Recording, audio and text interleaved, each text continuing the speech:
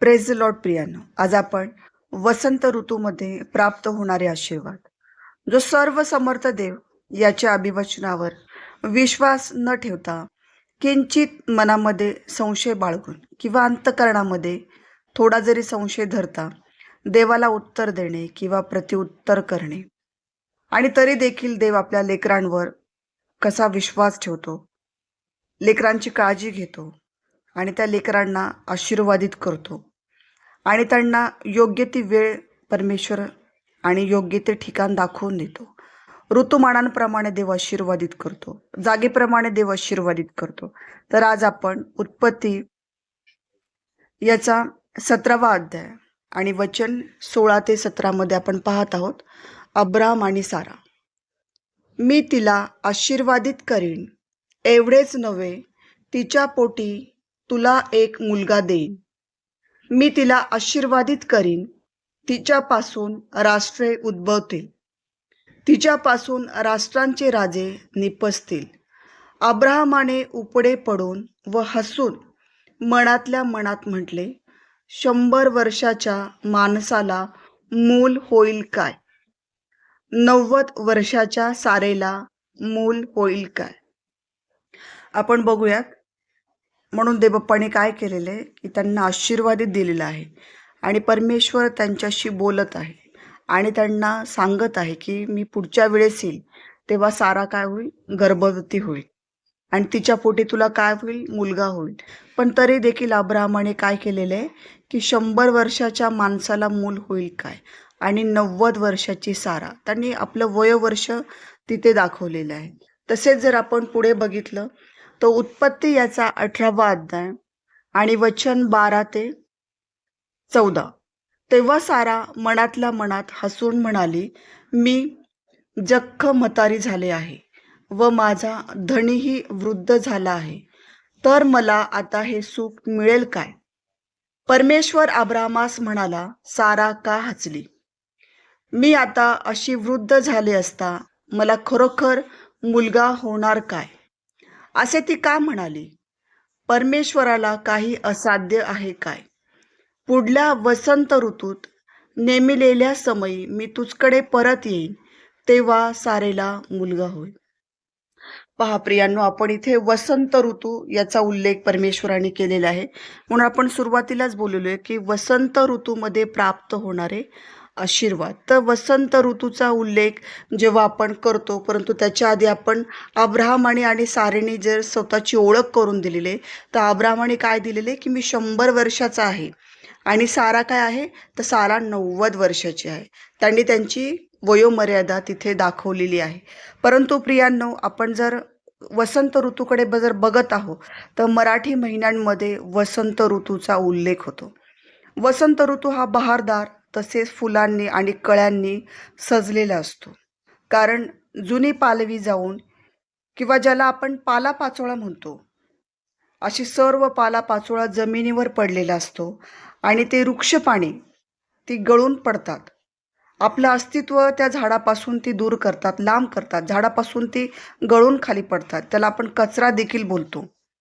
आणि त्या फांदीवर किंवा त्या झाडाला पुन्हा काय होतो की नवीन बहार येतो, नवीन पालवी फुटते, नवीन फळांनी फुलांनी हा ऋतू सजलेला असतो. म्हणून वसंत म्हणजे बहरदार ऋतू असा इथे उल्लेख आहे.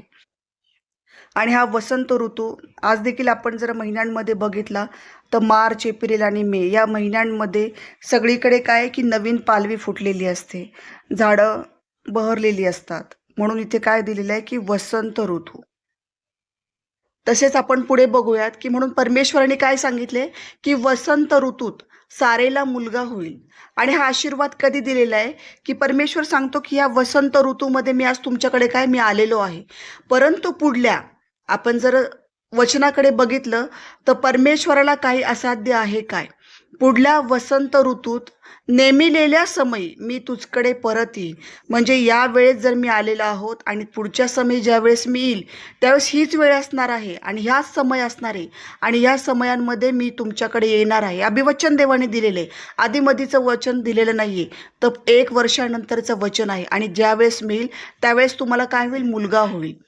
विचार करा, वसंत ऋतूमध्ये जर आपण ओळख केली की मी आधीच बोललेली की पालापाचोळा म्हणून तो गळून जातो, वृक्ष पानं गळून जातात ते आणि नवीन बहरदार येतो. म्हणून वसंत ऋतू हा विशेष करून देवाने तिथे उल्लेख केलेला आहे. ही देवाची योजना आहे.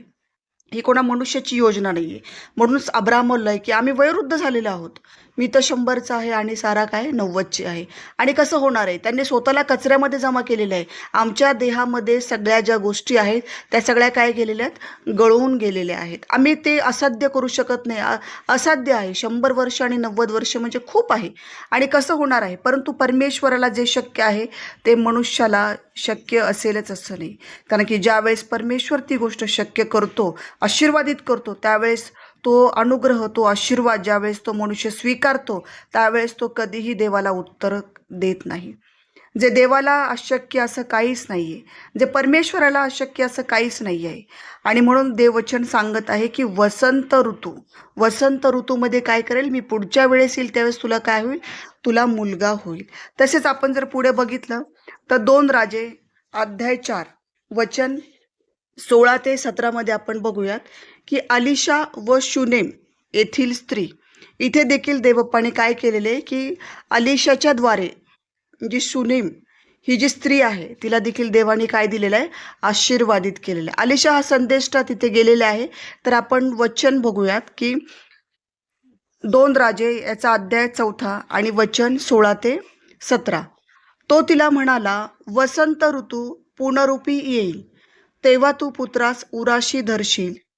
ती म्हणाली, छे छे, माझे स्वामी, देवाचे माणूस, आपल्या दासीची वंचना करू नका.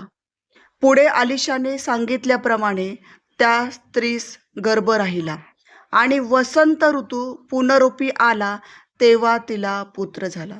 बघा, इथे सारेला आणि अब्राहमाला देखील देवाने काय सांगितले की वसंत ऋतूमध्ये मी येईल, त्यावेळेस पुढच्या खेपेस किंवा पुढच्या वेळेस त्या समयामध्ये तेव्हा तुम्हाला देखील काय होईल की मुलगा प्राप्त होईल, पुत्र संतान प्राप्त होईल. आणि इथे देखील 2 राज्य आणि त्याच्यामध्ये आपण बघत आहोत अध्याय 4 आणि वचन 16 ते 17 मध्ये शुनेम या स्त्रीला देखील देवाने काय केलेले? आशीर्वादित केलेले. आणि तिला काय सांगितले? तुला देखील अलिशाने सांगितले की वसंत ऋतूमध्ये जेव्हा मी पुनरुपी येईल तेव्हा देखील काय होईल? तुला आशीर्वाद प्राप्त होईल आणि काय होईल? तुला पुत्र संतान होईल. तर आपण पुन्हा पूर्ण वाचनच करूया त्या अध्यायाचं. 2 राजे याचा 4था अध्याय आणि वचन 8 ते 17 आपण जर वाचूयात तर अलिशा व शुनेम येथील स्त्री. एके दिवशी असे झाले की अलिशा शुनेम येथे गेला. तेथे एक थोर स्त्री राहत होती. तिने त्यास आग्रह करून जेवावयास लाविले. पुढे तो वाटेने जाई तेव्हा तो जेवावयास उतरत असे. ती आपल्या नवऱ्यास म्हणाली, हा पुरुष वारंवार वाटेने जातो. हा कोणी देवाचा पवित्र माणूस आहे असे मला दिसते. यास्तव धाब्यावर आपण एका लहानशी खोली करू आणि त्याच्यासाठी एक खाट व एक मेज व एक खुर्ची व एक समई अशी तिच्यात ठेव. म्हणजे तो आपल्याकडे येईल तेव्हा त्या खोलीत उतरत जाईल. एके दिवशी असे झाले की तो तेथे जाऊन त्या खोलीत उतरला, तेथे निजला. त्याने आपला सेवक गेहजी यास म्हटले, त्या शुनेम करणीस बोलावून आण. त्याने तिला बोलाविले आणि ती येऊन त्याच्या पुढे उभी राहिली. तो त्या सेवकास म्हणाला, तू तिला म्हण, तू आमची निगा करण्यात एवढी मोठी तत्परता दाखविली. तुझ्या प्रित्यर्थ मी काय करावे? राजाकडे किंवा सेनापतीकडे तुझी शिफारस करू काय? ती म्हणाली, मी आपल्या लोकांत नांदत आहे. त्याने आपल्या सेवकाला विचारिले, हिच्या प्रित्यर्थ काय करावे? गेहजी म्हणाला, तिला काही मुलबाळ नाही. तिचा नवरा वृद्ध आहे. त्याने म्हटले, तिला बोलाव. त्याने बोलावल्यावर ती येऊन दारी उभी राहिली. तो तिला म्हणाला, वसंत ऋतू पुनरपी येईल तेव्हा तू पुत्रास उराशी धरशील. ती म्हणाली, छे छे, माझे स्वामी, देवाचे माणूस, आपल्या दासीची वंचना करू नका. पुढे अलिशाने सांगितल्याप्रमाणे त्या स्त्रीस गर्भ राहिला आणि वसंत ऋतू पुनरपी आला तेव्हा तिला पुत्र झाला. इथे देखील आपण पाहतोय की शुनेम येथील ही स्त्री आहे आणि अलिशा तिथे गेलेला आहे आणि कदाचित अलिशा तिथे देवाचा सेवक आहे, त्याच्यामुळे त्या ठिकाणाहून त्यांचं जाणं वारंवार होत असेल आणि त्या स्त्रीने ओळखलेले की हा जो पुरुष आहे हा नेहमीच येत आहे, कदाचित हा काय असेल, देवाचा सेवक असेल. तिने आपल्या नवऱ्यास सांगितलेले आहे. म्हणून तिने काय सांगितलंय की पुढच्या जर वेळेस येईल तर आपण त्याला काय करूया, त्याच्यासाठी रूम तयार करू, त्याच्यासाठी एक खुर्ची तयार करू, खॉट ठेवूया, मेस ठेवूया, समय ठेवू, की जे दैनंदिन जीवनामध्ये ज्या व्यक्तीला लागत आहे ती गोष्ट आपण त्या खोलीमध्ये ठेवू. मग ज्यावेळेस तो इथे येईल त्यावेळेस ही गोष्ट त्याला प्राप्त होईल. तेव्हा त्या स्त्रीने काय केलेलं आहे की तिच्या नवऱ्यामध्ये ही गोष्ट टाकलेली आहे आणि तिने सांगितले की आपण या पद्धतीने करू. परंतु ज्यावेळेस हा अलिशा तिथे गेलेला आहे आणि त्याने बघितले की ह्या स्त्रीने माझं सगळं काय केलेलं आहे, आगत स्वागत केलेलं आहे, माझं खानपान त्यांनी व्यवस्थित केलेलं आहे, सगळं केलेलं आहे. मग त्याच्या बदल्यात त्यांनी विचारले की तू सांग की आता मी तुला काय देऊ, राजाकडे जाऊन मी तुझी शिफारस करू का, सेनापतीकडे जाऊन मी तुझी शिफारस करू का, आणि तर मी सांग की तुझ्यासाठी मी काय करू. तर तिने काय सांगितले की मी आपल्या लोकांमध्ये नांदत आहे, माझ्या लोकांमध्ये मी राहत आहे, इथे मी व्यवस्थित आहे, चांगली आहे. मग त्याने काय केले, आपल्या सेवकाला विचारले की हिच्या प्रित्यर्थ काय करावे.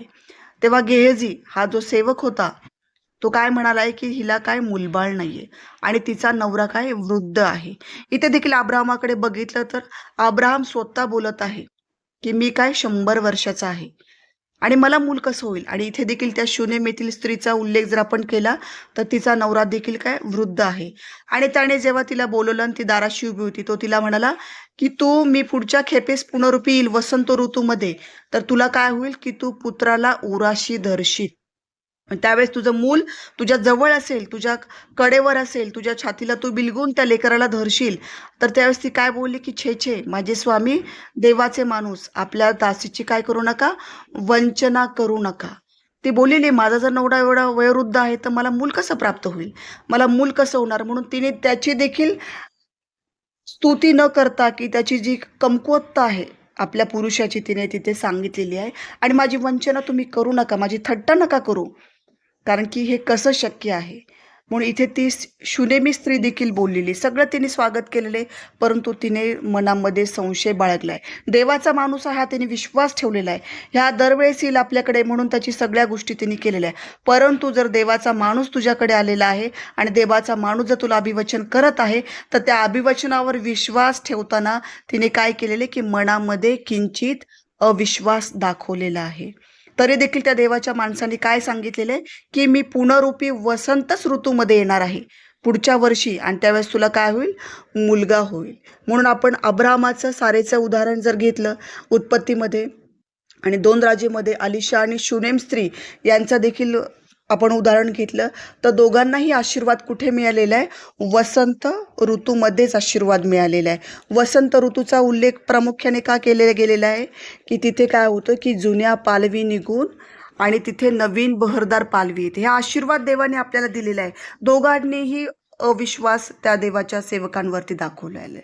अब्राहम बरोबर परमेश्वर बोलत आहे, त्याचे दूत बोलत आहेत, सारा हसती, अब्राहम देखील हसतोय. इथे ती शुनेम मध्ये राहणारी स्त्री तिने त्या देवाच्या माणसावरती विश्वास ठेवलाय, हा देवाचाच माणूस आहे, हा शब्द तिने तोंडातून काढलेला आहे. परंतु जो आशीर्वाद तो तिला देत आहे त्या आशीर्वादांवर त्यांनी विश्वास ठेवलेला नाही. म्हणून आपण मार्क याचा 11वा अध्याय आणि याच्यामध्ये आपण पाहतो की विश्वासाचे सामर्थ्य. मार्क याचा 11वा अध्याय वचन 20 ते 24. विश्वासाचे सामर्थ्य. मग सकाळी वाटेने जाताना त्यांना ते अंजिराचे झाड मुळापासून वाळून गेलेले दिसले.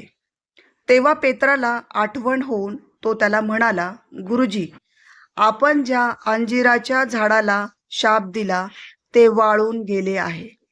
येशूने त्यांना उत्तर दिले, देवावर विश्वास ठेवा.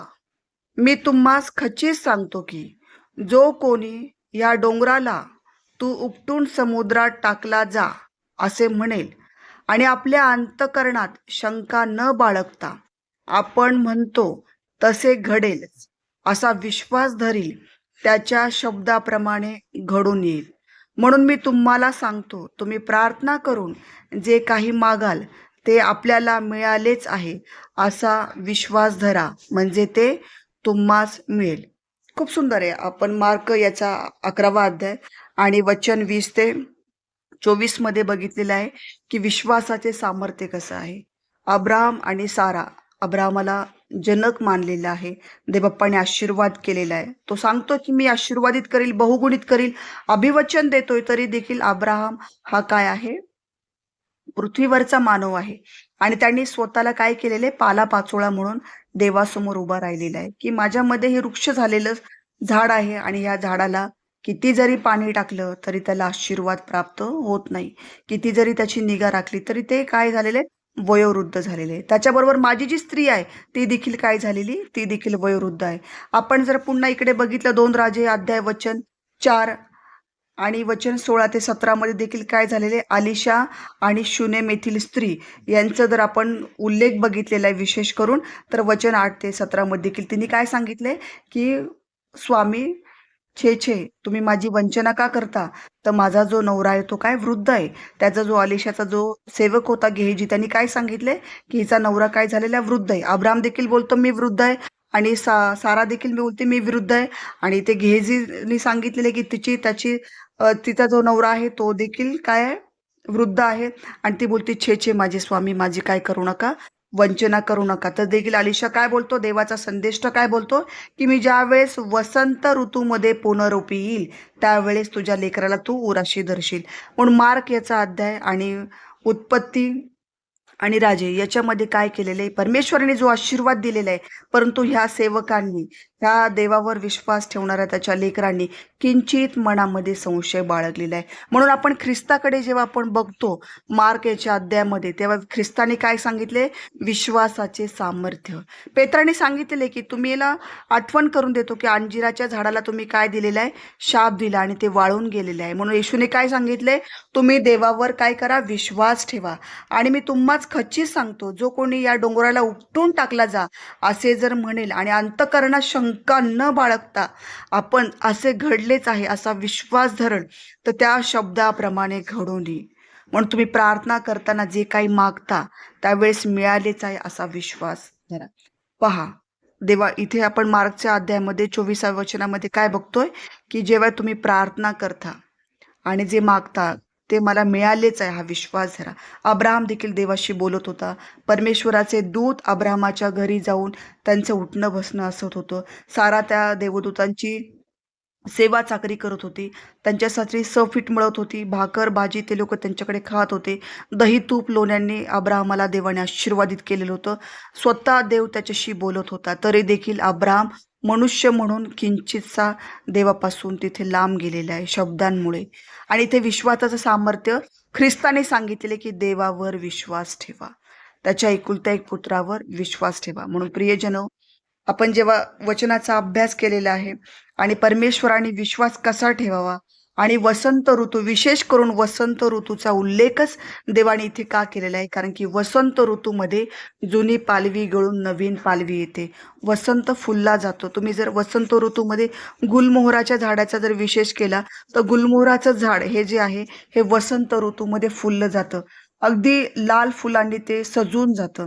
खाली खोड पूर्णपणे वाळलेलं असतं, परंतु जर वरती बघितलं त्या फांद्यांकडे तर पूर्ण फांद्यांमध्ये लाल फुलांचा गुच्छ तयार झालेला असतो.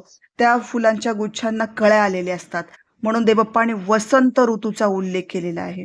म्हणून देवबाप करो या वचनावर विशेष करून असा आशीर्वाद पाठव आणि ज्या कोणी स्त्रियांना किंवा ज्या पुरुषांना देवबाप्पाने या महिन्यामध्ये आशीर्वादित करावं, कारण की या वसंत ऋतू जसा यांच्या जीवनामध्ये आशीर्वादित ठरला तसाच हा वसंत ऋतू ज्यांस मूल नाही आहे आणि जे परमेश्वराकडे विश्वासाने मागत आहे तर देवबाप त्यांना तो देव. म्हणून आपण देवाजवळ प्रार्थना आणि विनंती करूयात. हे आमच्या स्वर्गीच्या बापा, आम्ही तुला प्रार्थना आणि विनंती करतो, या वचनावर अधिक विशेष असा तू आशीर्वाद पाठव. वचनाने फलद्रूप झालेला प्रभू हा वसंत ऋतू आहे आणि प्रभू आम्ही विशेष करून प्रार्थना करतो की आम्ही देखील या वचनातून काही शिकत आहोत, अध्ययनांमधून काहीतरी शिकत आहोत. जर देवाचा सेवक आम्हाला काही विशेष करून अभिवचन देत आहेत तर देवबाप्पा आज मी प्रार्थना आणि विनंती करत आहे की ज्या लेकरांना प्रभू परमेश्वरा कितीतरी वर्ष लग्न झालेले आहेत परंतु जर त्यांना मूल नसेल तर हा आशीर्वाद अब्राहमाला आणि सारेला मिळालेला आणि या शुनेम येथील स्त्रीला मिळालेला जो आशीर्वाद आहे अलिशाकडून, तो देखील आशीर्वाद प्रभू त्याचप्रमाणे आशीर्वाद. हा जो वसंत ऋतू, हा मार्च महिना चालू आहे आणि प्रभू या मार्च महिन्यामध्ये आम्ही आशीर्वाद पेरत आहोत की देवबाप्पा येणाऱ्या वसंत ऋतूमध्ये ज्यांना कोणाला मूल नाही प्रभू, त्यांना हा आशीर्वाद प्राप्त व्हावा म्हणून आम्ही येशूचरणी प्रार्थना करतो. आमेन.